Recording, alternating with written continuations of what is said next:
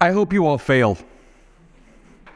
That was the first thing that I heard when I sat down in my 10th grade English class. Now, there's nothing that inspires confidence quite like that phrase. Maybe a little bit more anxiety than confidence.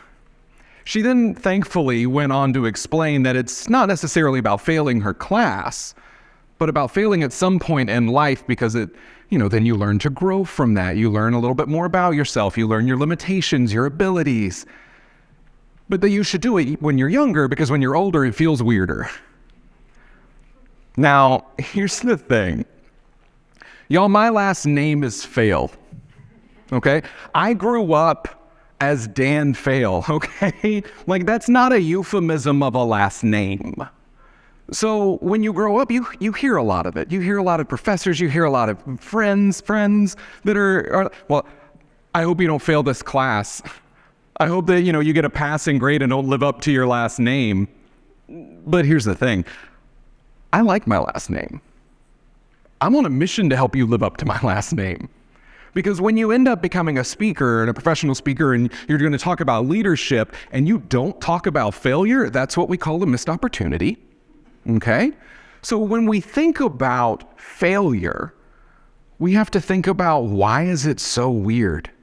Why does it feel so odd? Now, before I get into that, how many of you suffer from aticophobia? It's aticophobia. Anyway, it's a fear of failure. Anyone now? Oh, okay, yeah, a couple hands. Okay, there we go. See, we as society have made failure this weird, icky feeling concept. But it's not just society that's done that. It's maybe some of our friends, our family. When we come up with that new idea, when we want to try something new, we want to leave our job to go do our passion, most people are more apt to not let us do that and to say, well, that's not going to work. Maybe you shouldn't really do that. But now that you understand that at some point we've all had aticophobia, I want to welcome you into the failure club a little bit. Out of curiosity, how many of you hit the snooze button? Great. That's a failure to wake up on time. Okay. Let's also think about it this way. How many of you set New Year's resolutions? Right? How many of you have already lost those resolutions? Hands have gone up. That's where we're at. 1 in 4 people in the first 7 days fail on their New Year's resolutions. In fact, only 9% of people are successful for the entire year of their New Year's resolutions. Welcome to the club, y'all. Let's fail together.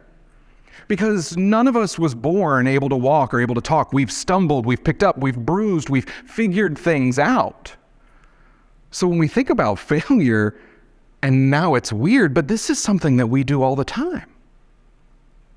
Now, as leaders, we have to think about failure in a different way as well.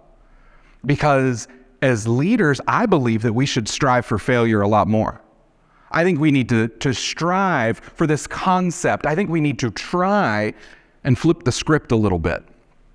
Because as leaders, we're often told that you can't fail. Well, this project can't fail. This task can't fail. You can't fail. And if it does, sorry, I think you know how doors work. That's not helpful. That doesn't make us want to try new things. Now, from 10th grade to now, I'm a little bit more chronologically enhanced. I have been able to fail many a times, even so much as early as this morning. It's fine. It's okay. And it got me thinking. What if we could think about failure in a different capacity?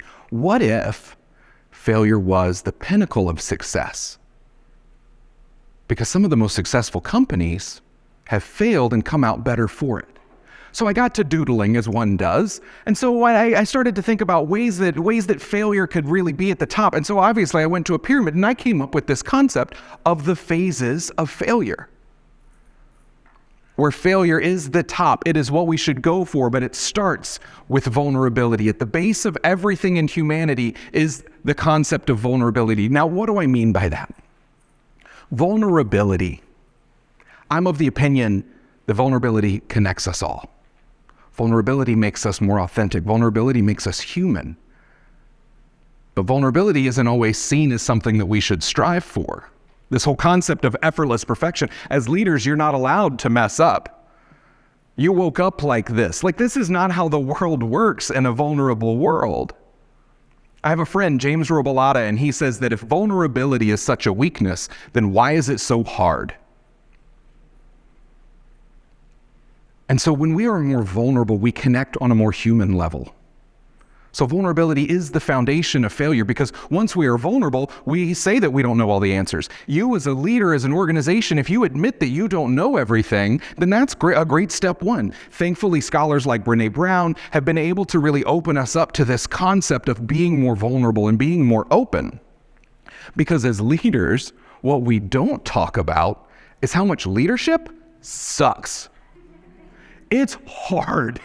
Here you are, like, maybe you were, the elected, maybe you were selected, maybe you were the last to run from the room or the last to do like the nose goes. I don't know.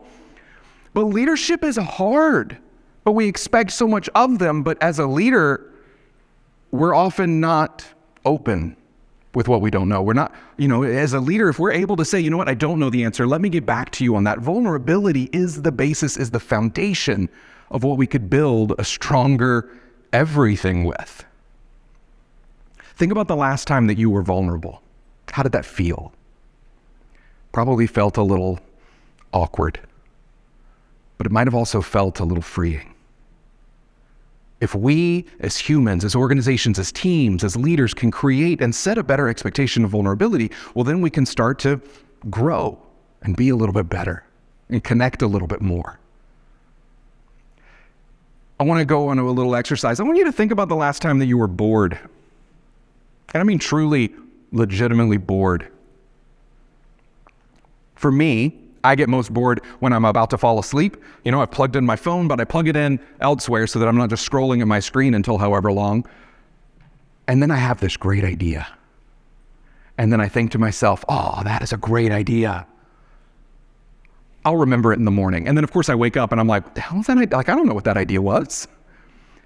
So I want us to think about what failure is, and when we think about what learning, and when we think about how we start to get a little bit more creative. Because in those moments of boredom, we start to be more creative.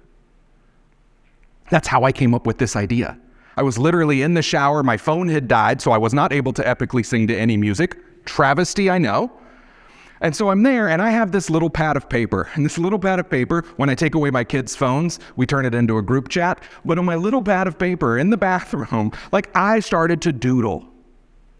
And I was like, that's where this pyramid, this whole concept came from. Because I couldn't pay attention somewhere else. Because I had to be stuck in my own thoughts. How often do we do that? What are ways that we can be more creative and bored in our own lives? Think about the next walk that you take. Maybe don't listen to a podcast or music. When you're in the shower, maybe don't put on the music. When you're taking a bath, don't do that.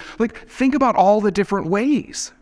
I have a friend who sleeps with a pad of paper next to his bed so that when he has an idea, he puts it there. That's a great idea, as opposed to mine where I'm like, I'll remember it in the morning, and don't. But when we're creative, well, then we get to that next level, which is passion. Because when you have that good idea, you want to share it and you want to tell other people about it. And you're like, hey, I got this great idea. It's a little wild, but go with me. And so really we start to get passionate about it. But here's where failure and where society has told us maybe not. Because maybe those friends, the family, the cheerleaders that we thought we had in our lives stifle that passion. And they stop us from progressing. But if we can tap into that passion, here's what I'll tell you, is that if you come to someone with an idea and they don't like it, great, go to someone else, and then go to someone else, and then go to someone else. Because I can guarantee you, you will get a cohort of people that love this idea. It's what I did when I came up with this. I went to one of my good friends. She has a doctorate, which means for me, I felt like she was smarter than me. And I was like, I feel like I got something. She was like, you're right, you do. I was like, okay, bet, let's go. And so then I started to flush this out, because when I'm passionate about it and I had people that were affirming that, yes, this is something, and then I knew it was something, I just needed a little bit of that affirmation, well, I'm going to learn about it. Now, in that concept and in that moment of learning, you're going to say, well, I don't really know everything about all of this, so let me read up on some Dr. Brown, right? And so we got some Brené Brown in here. We're reading along with some Atlas of the Heart. Where are we at, right? We're going to learn about vulnerability. We're going to get to where we want to be, because you're admitting that you don't know it all. Because you have started from a place of vulnerability. I don't know it. I have this idea. I'm going to tell others about it. Then I'm going to learn about it. And in the process of learning, you will fail, period. There's the adage that Edison, didn't fail 100 times in creating a light bulb. He just learned 99 ways to not invent a light bulb. We should look at failure the same way. We should strive to do that more, because when you learn and you don't know it all, and then you're going to try to experiment. So think about your teams, your organizations as human beings. What if we tried and failed and celebrated that more? What if we truly celebrated this concept of failure more? And here's the catch. None of this is possible without the outlying item holding it all together, which is safety. People need to feel physically safe. People need to feel psychologically safe. If they are ever going to do any of these layers, if they're ever going to go through any of these phases, you need to know that you're not going to get fired. You need to know that you're not going to get beat up, that you're not going to get broken up with. You need to know that you are safe. Otherwise, vulnerability will not happen. Otherwise, creativity will be stifled. Otherwise, you will not be passionate because you're so worried about what do they think. I don't know what they think. Are they going to think that I'm bad? I don't know what I'm bad. I think it's a good idea. No, it's not a good idea. Nope. Let's think about this another way. Do me a favor. Cross your arms. Kind of like you are here and you don't want to be here. So some of you, thank you for this already. So cross your arms. All right.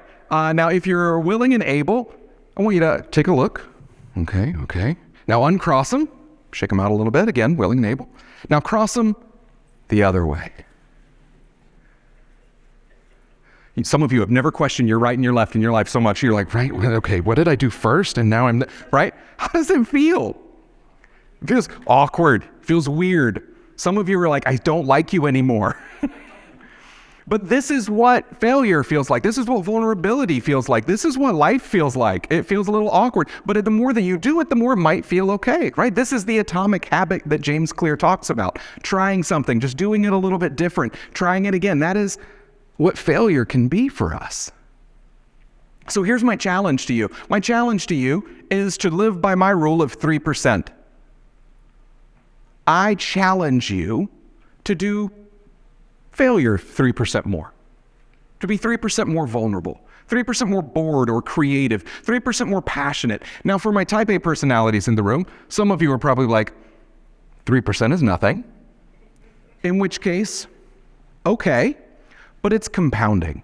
3% becomes 6%, becomes 12, becomes 24, becomes 48, becomes math, until we finally have done this amazing feat that maybe others didn't think we could do.